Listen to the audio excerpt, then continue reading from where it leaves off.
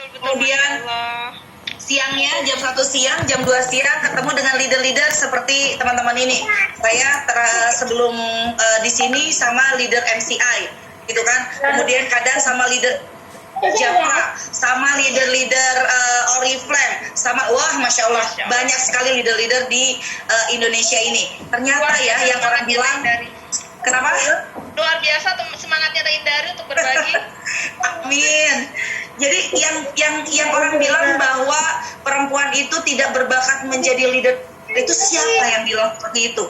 Walaupun misalnya persentase perempuan yang menjadi leader itu memang masih jauh lebih sedikit dibandingkan jumlah daripada populasi dari perempuan, memang itu iya. Tetapi pertumbuhan perempuan menjadi seorang leader itu sudah sangat besar. Tetapi teman-teman, apa yang kemudian membuat perempuan itu jatuh terpelanting saat dia menjadi seorang leader? Perasaannya. Yes. Perempuan itu banyak pakai perasaan. Maka itulah yang membuat dia itu kadang-kadang selalu berpikir bahwa aku tuh kayaknya nggak cocok jadi leader deh, gitu kan? Aku tuh kayaknya nggak kuat deh jadi leader. Karena memang menjadi leader itu bukan persoalan yang mudah, teman-teman. Teman-teman akan bertemu dengan begitu banyak masalah saat menjadi leader. Masalahnya bukan hanya di masalah orang-orang saja, tapi mungkin juga seiring dengan kenaikan penjualan teman-teman, seiring itu juga kenaikan komplainannya. Contoh saja teman-teman, Mbak Deo, contoh. Ya, di masa pandemi atau di masa resesi seperti ini, penjualan buku saya itu naik 400%. Apakah kemudian itu membuat saya menjadi lebih nyaman gitu sebagai leader? Ya jelas tidak. Yang ada adalah komplain karena juga makin banyak. Termasuk saya dikomplain sama tim Tira. Kenapa buku saya belum nyampe? Kenapa begini? Kenapa begitu? Ya. Jadi sebenarnya jadi leader itu harus siap, teman-teman. Siap lahir batin. Ya. Ketika ada yang komplain jangan nangis. Ketika ada yang muji jangan lebay. Itulah. Ya. Bingkai semua itu dalam sesuatu yang sangat sederhana. Ya, kalau lagi marah, sederhana melihat kemarahan itu. Kalau lagi dipuji, sederhana melihat kebahagiaan itu. Sehingga akhirnya langkahnya menjadi mudah. Lalu kemudian yang kedua, apa yang harus dilakukan oleh seorang leader perempuan supaya dia bisa berhasil menjadi seorang leader? Yang harus dilakukan adalah tempatkan diri Anda menjadi setengah laki-laki. Hah? Maksudnya gimana Teh? Maksudnya adalah yang harus Anda lakukan adalah selain pakai perasaan, pakai juga akal. Ini bedanya perempuan dan laki-laki. Ketika lagi dia itu ngewapri orang, lalu tidak dibalas, cuman diri doang. Kalau yang perempuan, dia akan bilang gini, kenapa ya dia nggak cuma diri doang? Jangan-jangan dia ada masalah deh sama aku. Tapi kalau laki-laki, oh mungkin dia lagi sibuk dan belum sempat untuk balas chat aku. Beda ya, laki-laki dan perempuan itu ya, cara dia melihat masalah itu sangat berbeda. Karena kenapa saya bilang, Mbak Deo, sorry Mbak Deo, tolong di-mute-kan semua Mbak Deo.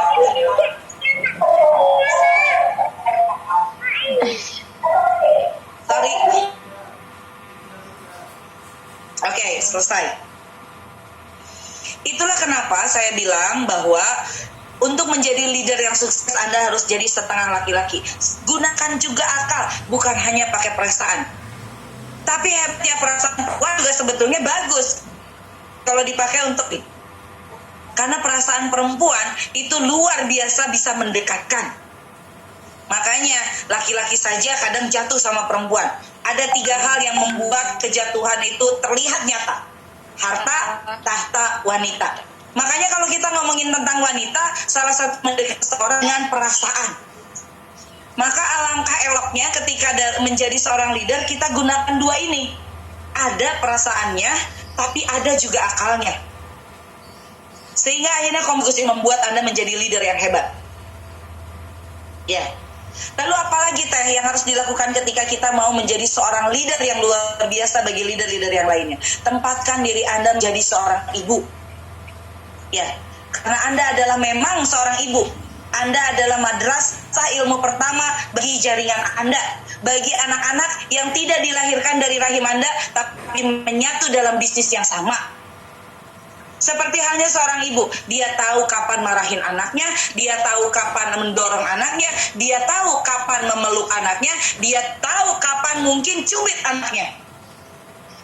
Ya. Kalau Anda sudah berpikir menjadi seorang leader dan Anda sudah menjadi seorang leader, sudah tidak ada lagi sekat antara Anda dengan jaringan Anda. Kalau Anda marah, jangan nggak enak. Teteh, saya nggak enak kalau marah ya sama jaringan saya, takut dia hilang gitu kan. Takut dia kemudian pergi dari jaringan saya, yaitu bukan leader yang baik kalau menurut saya. Karena tetap leader harus tahu kapan marah. Teh, saya tuh nggak enak teh kalau kalau mengingatkan sama jaringan saya, karena dia itu teteh pendidikannya lebih tinggi daripada saya. Nggak bisa teman-teman. Mau jaringan Anda itu ada yang lebih kaya, jaringan Anda itu ada yang lebih pintar, jaringan Anda itu adalah ada yang pendidikannya lebih tinggi. Sialnya Anda adalah leadernya. Jadi nggak boleh seorang leader itu nggak pede. Nggak ada ibu yang nggak pede sama anak-anaknya ya, walaupun anaknya itu juara terus. Ya, walaupun anaknya itu pinter banget atau jenius, nggak ada tuh ibu yang minder sama anaknya. Berarti kalau Anda masih minder sebagai seorang leader, artinya Anda belum menjadi leader yang sesungguhnya. Ada di sini yang masih minderan? Ada? Mana ngacung yang masih minderan? Yang masih minder ngacung. Mana? Oh, di sini udah pede. Oh, ada. Mbak Rina. Kenapa Mbak Rina? Oh, ada juga Mbak Novita. Berarti Anda belum siap jadi seorang leader. Gimana tuh teh supaya saya siap menjadi seorang leader? Gemes kayaknya. Nggak pede. Akhirnya apa yang terjadi? Jaringan yang mati suri. Jadi kalau misalnya ada jaringan mati suri, jangan salahkan resellernya. Jangan salahkan reseller jaringannya. Bisa jadi karena Anda sebagai ibunya belum membimbing dia dengan baik, sehingga akhirnya dia menjadi lebih pasif daripada menjadi anak-anak yang aktif. Karena saya sering dengar nih teman-teman ya, banyak leader-leader yang kalau jaringannya mati suri, dia lalu bilang gini, kumaha tuh teh, gimana tuh teh, saya teh ya jaringan saya mati suri semua, menikah pengen ngebubarin, katanya gitu. Pengen ngebubarin, padahal dia gitu ya, dia sendiri tidak introspeksi apa yang membuat saya itu sebetulnya membuat jaringan saya itu menjadi tidak produktif, menjadi silent. Nah, karena mungkin kata jaringan Anda itu adalah dia mah munculnya cuma lagi arisan doang. Ya, nih saya kalau mau nagih setoran arisan.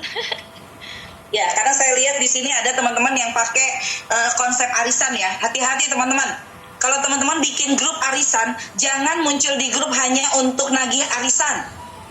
Ajarkan sama jaringan Anda yang ikut arisan, bagaimana mereka itu keutamaan membayar hutang, bagaimana mereka itu harus bertanggung jawab pada mereka yang mereka memulai untuk arisan, selesaikan arisan dengan sangat baik.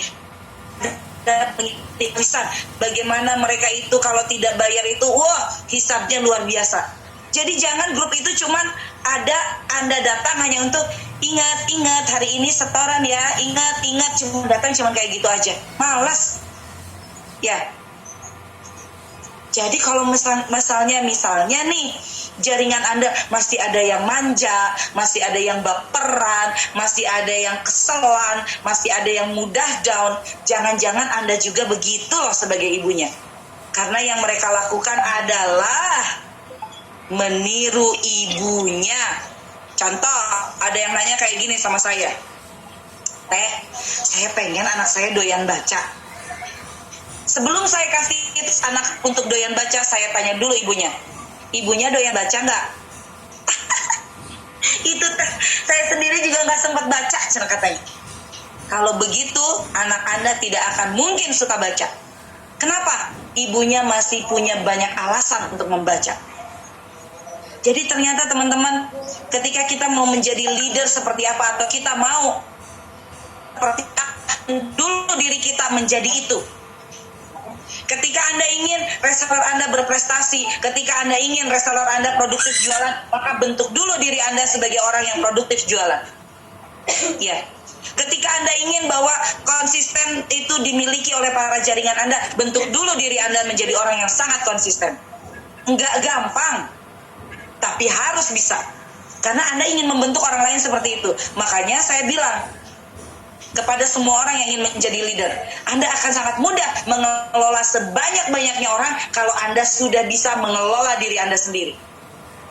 Jadi tugas pertama Anda adalah mengelola diri sendiri.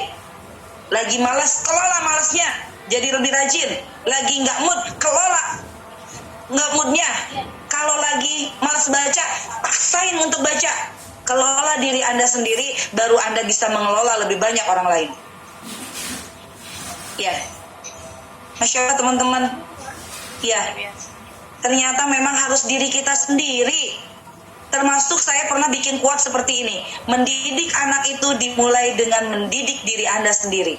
Jadi kalau Anda ingin anak Anda mau baca buku, Anda dulu yang harus baca buku. Kalau Anda ingin anak Anda untuk sholat tepat waktu, Anda dulu yang harus sholat tepat waktu. Kalau Anda ingin anak Anda pintar, maka Anda dulu harus memintarkan diri sebagai. Jadi Anda sendiri dulu yang harus dikelola, maka Anda akan jadi orang yang akan diikuti oleh jaringan Anda. Mudah sekali untuk menggerakkan mereka. Ya teman-teman, Masya Allah. Saya itu ada di grup leader-leadernya Tira. Mbak Deo juga ada di sana. Awalnya di sana itu sepi. Ya, alasannya apa? Leader-leadernya pada sibuk teh. Ya, pada sibuk ini dan itu. Saya bilang sama Fitri, karena saya kenal sama leader-leader Tira awalnya dari Fitri. Fitri Handayani itu adalah salah satu ente saya dari tahun 2014. Sekarang menjadi leader Tira. Oh, ya suruh nyobain kopi bikinan anak. Kopi? Apa ini? Es alpukat ya? Tahu? Oh iya. Saya bilang sama Fitri kayak gini, nggak ada tuh yang namanya leader kemudian dia bilang terlalu sibuk untuk hanya sekedar mengatakan sesuatu di dalam grup. Nggak ada. Lalu saya bilang, ini saya gimana sih kayak ngomong sendiri di grup Tira? Terus saja saya kayak gitu, sampai sekarang rame minta ampun. Dan saya bilang, tidak ada yang namanya itu kalian beralasan untuk tidak ikut Zoom setiap pagi. Nggak ada yang ngomong sibuk, nggak ada yang ngomong misalnya nggak punya waktu, nggak ada. Tetap setengah 7 ajak masuknya belajar. Karena saya ingin semua leader itu otot belajarnya. Jadi siapa dulu yang kemudian bisa menggerakkan jaringannya? Kita dulu. Kalau saya orang yang minderan, saya pasti gini, aduh Fit, sorry ya, aku nggak bisa nih, saya mah dicuekin di grupnya Tira. Saya nggak bilang gitu. Ya, saya bilang, saya mention yang satu orang yang kemudian sering nge-zoom, saya langsung mention, Mas Anas, thank you ya, sering nge-zoom barengan saya. Kemudian leader yang lain mulai ikutan. Karena saya itu adalah ibu. Saya itu harus mencari cara bagaimana anak saya itu aktif dan produktif. Jadi nggak boleh teman-teman leader kemudian dicuekin di dalam grup. Teteh dasar itu gimana ya, ngomong apa aja klik kayak ngomong sama jangkrik. Ya udah, temukan polanya bagaimana mereka hidup. Misalnya, saya yang ngomong assalamualaikum aja nggak ada yang nyamut teh. Ada yang kayak gitu grupnya. Godain dong, godain gini. Dosa lo. Saya salamin kemudian nggak ada yang jawab. Bercandain. Ya. Jadi kita harus selalu punya cara bagaimana membuat anak kita itu menjadi aktif dan prestatif. Ya teman-teman, insyaallah. Oke. Silakan teman-teman yang mau langsungnya mangga. Silakan yang mau bertanya. Ya. Assalamualaikum Teh Iin, apa kabar? Sehat Mbak Rina? Ini aku Teh, kita pernah selfie di Bandung, cie gaya banget ya. Bareng Teteh di gedungnya Teh Nuke Zoraya, acara kopdar bareng Uni Anissa. Oke. Yang mana Rina Hidayat itu? Rina Setianingsih. Oke ya. Ingatnya pas selfie ya. Ingat nggak yang saya omongin waktu di sana tentang manajemen waktu ya, Teh Rina ya? Oke. Kemudian di sini ada lagi yang nanya nggak? Mbak Deo, salam kenal akhirnya kamu dengan Mbak Deo. Nah ini Mbak Rina ini fansnya Mbak Deo. Kayak ditabok berkali-kali. Apaan Mbak Deo? Saya maksud nabok. Beneran. Teh, saya juga ngalamin loh Teh. Pernah itu yang paling gak enak itu kalau misalkan kita usianya lebih muda nih dari tim kita. Jadi itu paling misalkan kita aktif mau nyapa teman-teman, tapi untuk yang usianya di atas kita itu kadang suka baper-baper sendiri kalau nggak ada tanggapan. Tuh gimana tuh Teh kalau untuk usia yang lebih tinggi di atas kita? Iya. Jadi teman-teman ya memang jadi leader itu banyak sialnya gitu ya. Ada yang lebih muda, sialnya gue leadernya. Ada yang lebih kaya, sial gue leadernya. Ada yang lebih keren, sial gue leadernya. Intinya adalah tidak peduli bahwa dia usianya lebih daripada kita, tidak peduli bahwa dia lebih kaya daripada kita, tidak peduli bahwa pendidikannya lebih tinggi daripada kita. Ya memang sial kita jadi leadernya, kita yang jadi emaknya saat ini. Jadi udah nggak ada lagi yang namanya tuh sekat karena hal usia, ekonomi, pendidikan udah nggak ada. Tugas kita itu adalah apa? Visi dan misi dia join kepada tim kita ini. Kalau visi misinya sukses, ini loh saya ajarin caranya. Mungkin sukses Anda di bidang Anda itu berbeda dengan sukses di bidang yang ini. Jadi nggak boleh yang namanya itu usia pun menghambat kita. Jadi canggung, kemudian jadi nggak enak gitu. Akhirnya apa? Kalau kita banyak nggak enaknya gitu kan, yang terjadi apa? Nggak termaintain dengan sangat baik. Ya. Karena apa? Mau ngomong takutnya dia juga udah tahu yang itu. Mau ngomong yang ini takutnya dia lebih pintar. Kalau saya ngomongin itu, akhirnya apa? Gak jadi mau memaintain. Yang terjadi apa? Akhirnya mati suri. Hubungan networkingnya jadi gak bagus. Dia menunggu untuk diarahkan, ya kita sendiri juga pusing cara mengarahkannya. Karena apa? Kita sudah terframing bahwa dia itu lebih dibandingkan kita. Makanya bingkailah semua orang itu dalam frame yang sederhana. Bahwa sebetulnya dia itu sama kok dengan kita. Ya, itulah cara berpikir seorang leader. Sehingga sudah tidak ada sekat lagi. Leader akan memimpin siapa saja. Ya, tugas kita itu adalah yaitu menjadi ibu bagi anak-anak yang bukan dilahirkan dari rahim kita. Dan kita tahu walaupun dia lebih tinggi, tapi kita tahu bagaimana mengarahkan dia untuk sukses di bisnis yang kita jalankan. Oke, Assalamualaikum Teh. Kalau mereka lebih pintar, kadang minder juga aku. Bersyukur ada yang lebih pintar. Ya, kalau perlu jadikan partner. Kalau dia memang lebih pintar dari kita. Contoh, ya tiba-tiba ada jaringan kita yang ternyata dia digital marketingnya lebih keren. Jadiin partner. Say, kamu tuh lebih pintar loh daripada aku. Aku itu. Ya, ayo bareng-bareng yuk mendidik jaringan itu teman-teman yang ada di dalam grup untuk lebih melek digital. Boleh nggak leader kayak begitu? Boleh. Tidak harus kalau leader mengatakan bahwa saya lebih pintar daripada Anda, kemudian saya juga lebih keren daripada Anda. Tidak tahu. Tapi tugas seorang leader adalah memang dia itu langkahnya harus lebih daripada jaringannya. Supaya apa? Supaya bisa jadi madrasah ilmu jaringannya. Karena madrasah ilmu jaringannya itu maksudnya apa? Orang akan selalu bertanya kepada leadernya sebelum kepada orang lain.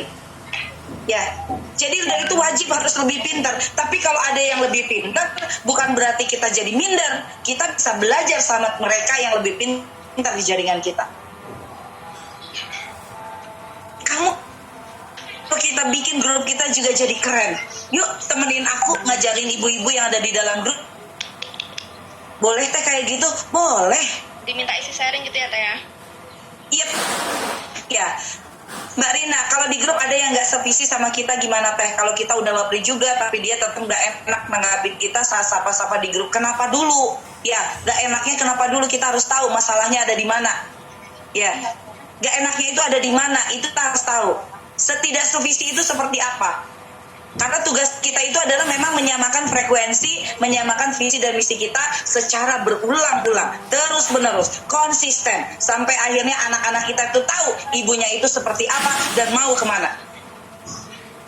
Jadi jangan karena kita berbenturan pendapat satu kali kemudian kita bilang bahwa mereka tidak sevisi dengan kita. Tidak bisa seperti itu. Ya. Jadi harus digali masalahnya ya Teh ya. Untuk penggalian ini perlu perlu pendekatan personal nggak? Untuk maksudnya satu di telepon atau di wapri gitu? Perlu banget. Karena yang namanya bisnis itu harus menggabungkan antara profesional dan personal. Nggak bisa kita di grup cuma ngomongin profesional saja, nggak bisa. Kita sesekali harus memasukkan hubungan personal. Contoh, sekarang kalau ibu-ibu lagi pusing sama daring, sekolah daring. Iya, banyak. Kita masukinlah di dalam grup tips-tipsnya seperti apa. Itu kan personal banget. Dan personal touch yang kemudian akan menghasilkan hubungan profesional yang lebih meningkat. Ya.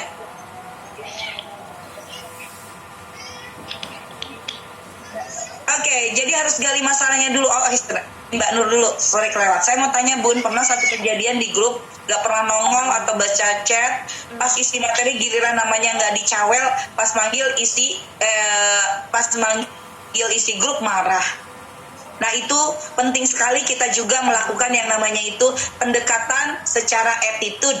Jadi ngajarin mereka itu bukan cuma ngomongin bisnis, attitude juga. Ya, gimana sih supaya kita itu nggak baperan? Gimana sih supaya kita itu nggak mudah tersinggung? Gimana sih menghadapi orang dengan berbagai karakter?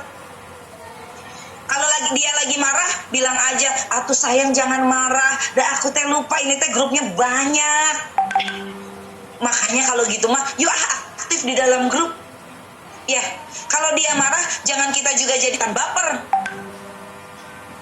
Ya teman-teman. Ya, jadi Masya Allah teman-teman, menjadi leader tidak mudah, tapi pasti bisa kalau teman-teman mau belajar. Oke, Teh, boleh dijelasin nggak tentang manajemen waktu? Dulu lupa sebagian karena dulu masih kecil, jadi ada yang kelewat. Oke, tapi manajemen waktu itu penting nggak ya untuk sekarang dibahas? Karena kita lagi bahas tentang leader, tapi tetap kayaknya penting juga. Gini teman-teman, leader itu harus punya manajemen waktu. Manajemen waktu adalah prioritas yang mengerucut kepada hal-hal yang dilakukan oleh seorang leader. Contoh, pembinaan. Jadi kalau leader yang ngomong bahwa saya nggak sempat ngebina Teh, berarti dia tidak siap menjadi seorang leader. Karena tugas utama dari seorang leader adalah membina. Apalagi Teh, tugas leader adalah memberikan inspirasi. Maka ketika ada yang ngomong, Teh saya nggak sempat menyetak, nulis aja saya nggak bisa di postingan status hanya untuk storytelling, kemudian bilang tidak bisa, berarti Anda tidak siap menjadi leader. Karena leader harus selalu memberikan inspirasi bagi jaringan Anda.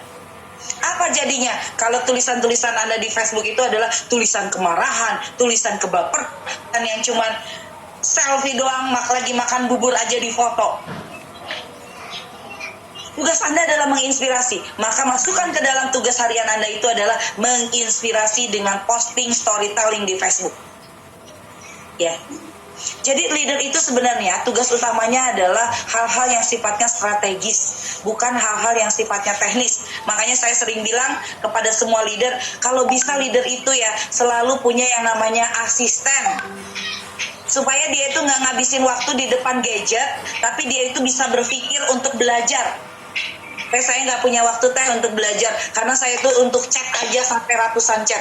Kalau buat saya, leader yang hanya ngurusin chat-chatan kayak gitu bukan leader. Chat-chat itu sudah sifatnya teknis, bisa diserahkan kepada asisten kita. Tapi tugasnya leader itu adalah setiap hari nambah kapasitas dirinya. Belajar, baca buku, minimal 1 buku. Kalau saya kadang-kadang sanggup 5 buku dalam 1 hari. Masya Allah. Karena apa? Tugas utama saya adalah meningkatkan terus kapasitas diri saya. Itu hal yang strategis. Jadi kalau leader hanya berkutat di urusan teknis, urusan order, urusan komplain dan lain-lain, ya Anda bukan leader. Nah, sehingga akhirnya apa? Ketika Anda sudah memutuskan bahwa hal-hal strategis bagi saya adalah 1, 2, 3, 4, maka semakin sempitlah tugas Anda sebagai seorang leader. Jadi nggak ngerjain semua teman-teman. Sehingga akhirnya leader itu semakin bergerak, semakin menghebat. Dia akan memberikan job-job yang sifatnya teknis itu kepada orang lain. Tapi Teh saya tuh nggak punya asisten Teh. Saya itu di rumah juga ngerjain yang lainnya. Teman-teman kalau sudah jadi leader, saya sarankan hal-hal yang sifatnya teknis di rumah sudah bisa diberikan kepada orang lain. Lebih baik Anda berbagi manfaat dengan orang lain. Contoh, Teh, saya masih nyuci dan nyetrika sendiri. Itu silahkan, tapi artinya 2 jam Anda itu terenggut dengan hal-hal teknis. Karena nyuci nyetrika bisa 2 jam. Kalau menurut saya, seorang leader, nyuci dan nyetrika serahkan sama ahlinya. Delegasikan ya. Delegasikan. 2 jam itu Anda bisa untuk update ilmu setiap hari. Ya. Jadi kalau ngomongin manajemen waktu, dari bangun tidur sampai ke mau tidur, ada 2. 1, catat prioritas yang harus Anda kerjakan. 2, catat yang akan didelegasikan. Tidak semua leader itu kemudian harus mengubah dirinya menjadi superwoman yang mengerjakan dari waktu ke waktu itu semuanya sendirian. Ya, kecuali kalau Anda masih pemula, nggak apa-apa. Ya, Anda harus tahu hal-hal teknis, yang kecil-kecil harus tahu, oke, Anda pemula. Tapi ketika Anda sudah mau bertumbuh, mau naikin omset, jangan sendirian. Harus sudah bekerja sama dengan yang lainnya. Ya, oke. Itu Mbak Rina. Catat secara tertulis, tempelan di meja kerja, pekerjaan Anda apa? Contoh, kalau prioritas saya apa Teh? Prioritas saya setiap hari. 1, saya itu setiap pagi ya, dari jam 3:30 sampai saya 4:30, itu biasanya prioritas saya itu adalah membina pasukan saya di dalam satu grup Telegram. Itu ada 2 orang ada di sana. Itu prioritas saya. Lalu kemudian prioritas saya adalah menulis buku. Jadi saya lakukan itu pun pada pagi-pagi. Karena saya adalah penulis buku dan saya harus melahirkan terus buku-buku baru. Ya. Kemudian jam 5 saya udah turun dapur. Ya, mandiin si kecil, kemudian juga nyiapin sarapan. Jam 6 itu udah selesai semua. Ya. Ada asisten Teh? Adalah. Nggak ngerjain semuanya sama saya. Strategi saya yang ngerjain. Strategi Teh di keluarga apa? Ngurus. Ya, jadi yang mandiin itu selalu saya, yang nyuapin selalu saya. Bangunin anak-anak itu selalu saya. Jam 6 itu biasanya udah selesai. Saya biasanya udah mulai olahraga jam 6 itu. Ya, sambil ada si Bibi yang ngepel gitu kan, saya mau olahraga. Strategis kalau menurut saya olahraga. Olahraga itu penting juga ya Teh ya. Oh, penting banget. Setiap pagi Saya olahraga. ya. Saya olahraga supaya staminanya terus fit. Ya, olahraga. Tapi saya olahraga nggak ngepel. Si Bibi lewat, ngepel, nyapu dan lain-lain. Saya mau olahraga aja sama anak saya. Kadang joget-joget, gitu kan. Main bola sama anak saya itu. 6:30 hal strategis yang saya lakukan adalah nge-zoom. Kenapa itu saya katakan strategis? Karena saya bisa memperluas networking saya. Dari 600 orang yang join, ya bisa jadi sebagiannya itu belum kenal dengan Indari Mas Tuti. Ya, maka yang saya lakukan adalah perluas networkingnya dengan mengalokasikan waktu untuk strategi seperti itu, nge-zoom. Setelah itu apa yang saya lakukan? Bebas. Saya sudah melakukan hal yang prioritas. Ya, jadi kalau teman-teman dari waktu ke waktu setiap hari ngerasa sibuk, artinya teman-teman belum bisa memanage waktu. Padahal saya megang 8 perusahaan, teman-teman. Tapi hal-hal strategis itu saya kerjakan di waktu dini hari. Kenapa? Dini hari saat keluarga belum pada bangun tidur. Jadi minim distraksi. Lah ini gimana ibu-ibu? Pada bangun kesiangan kerjaannya. Ya, maka saya latih bagaimana mereka bisa bangun lebih awal. Ya, di sini hujan. Saya lagi di teras, kedengeran ya hujannya? Enggak sih Teh. Oh, enggak ya. Nah, oke. Kayak gitu ya teman-teman ya. Teh, mau tanya juga ya, ini kan kita banyak teman-teman IPC ya, dan teman-teman IPC itu juga sebenarnya sebagai leader juga untuk tim resellernya. Nah biasanya teman-teman IPC ini masih banyak yang melakukan hal-hal teknis itu masih sendirian, order masih sendiri, packing masih sendiri, kemudian mungkin balas-balas chat juga masih sendiri. Nah kapan saat dimana IPC itu harus merekrut admin Teh? Itu biasanya menjadi kendala teman-teman tuh. Oke, kapan saat yang tepat? Masih keteteran di hal teknis untuk pembinaan ke resellernya, jadi kayak kurang waktu gitu Teh biasanya. Oke, kapan waktu yang tepat Anda merekrut reseller? Sekarang. Merekrut asisten. Sekarang.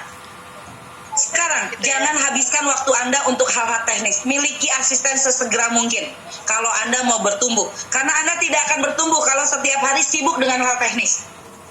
Ya, harus ada orang yang membantu Anda untuk mengorderkan, harus ada orang yang membantu Anda untuk kemudian ada yang tanya-tanya hal yang sifatnya berapa sih harganya? Apakah itu harus dilakukan oleh seorang leader? Tidak, kalau menurut saya. Ya. Tapi kalau misalnya ada konsultasi, boleh, itu Anda. Tapi kalau hanya sekedar tanya harga, apakah itu Anda? Tidak. Sekarang waktunya. Kalau Anda mau bergerak lebih baik di 2021. Saya takut nggak bisa ngegaji. Alihkan dulu pemasukan Anda itu sebagian untuk asisten. Dan pastikan goal Anda itu adalah dengan ada asisten berarti ada 2 orang yang bekerja di bisnis ini. Dan seharusnya harus lebih baik. Yang biasanya penghasilannya hanya 5 juta harus sudah punya 10 juta sekarang itu. Jadi Dan jangan pernah bisa takut. dimulai online ya Teh ya. Iya. Nggak harus offline. Nggak harus Untuk offline. asisten. Betul. Iya, nggak harus offline. Tapi sebaiknya memang kalau untuk asisten pertama Anda harusnya adalah yang offline. Kenapa? Supaya ada yang bantuin packing, supaya ada yang lakukan pencatatan keuangan. Ada ya? Dari mana Teh dapat orangnya? Bisa siapa saja. Bisa tetangga Anda. Bisa mungkin anak Anda yang sudah mulai SMA misalnya. Libatkan mereka di bisnis. Jadikan ketika Anda itu merekrut orang itu bukan gini, bukan sekedar gini, saya takut gak bisa ngegaji. Justru Anda harus gini, bisnis saya harus memberikan manfaat bagi orang lain, walaupun cuma 1 orang yang merasakan digaji oleh saya. Amin, amin. Ya, jadi jangan pernah takut teman-teman untuk melakukan rekrutmen. Jadikan bahwa bisnis itu adalah berbagi manfaat. Ya, jadi kalau pertanyaannya adalah kapan? Sekarang, kalau teman-teman 2021 pengen naik omset. Walaupun di awal hasilnya mungkin belum terlihat langsung ya Teh ya. Jadi saya dulu tuh awal-awal tuh online Teh. Jadi online rekrut admin untuk membantu membalas-balas yang ada di grup. Awal-awal seperti itu, kemudian menambah admin dan total sekarang 3 admin offline plus 2 admin online. Cuman awal-awal memang mungkin teman-teman IPC juga mengalami ya Kak, pembagian gaji itu betul ya. Bener nggak ya aku bisa ngegaji rutin setiap bulan? Kan pastinya awal-awal itu kita akan merasakan di titik kita bisa minus, bukan minus ya, kita bisa terimanya minim gitu maksudnya, karena kita baik dengan admin kita. Tapi next time insya Allah itu jadi investasi. Saya juga prinsipnya Betul. seperti itu sih. Karena misalnya di bulan pertama mereka masih belajar belum optimal, di bulan kedua mereka sudah mulai naik skillnya. Yang penting adalah nanti untuk training dan mentoring asisten Anda. Jangan dibiarkan dia bisa sendiri, enggak. Anda harus siap dengan yang namanya itu job desk, SOP, KPI, itu harus sudah siap dengan itu. Sehingga akhirnya setiap bulan progresnya naik. Ya. Oke, lanjut ya. Gimana cara menghadapi reseller yang menjadi leader di bisnis lain? Ya nggak apa-apa tuh. Kalau dia menjadi leader di bisnis yang lain, jaringannya juga banyak. Tinggal bagaimana Anda secara personal bisa bikin dia itu percaya untuk produktif di bisnis. Kenapa harus anti dengan leader yang lain? Ya, kenapa harus leader yang lain? Artinya dia punya jaringan yang lainnya. Tetapi kalau hatinya tidak bisa Anda raih, ya tidak bisa dia produktif di bisnis Anda. Makanya dalam bisnis itu ada profesional, ada personal. Diajarin teknis jualannya, tapi didekati hatinya. Kalau dia hatinya sudah dapat,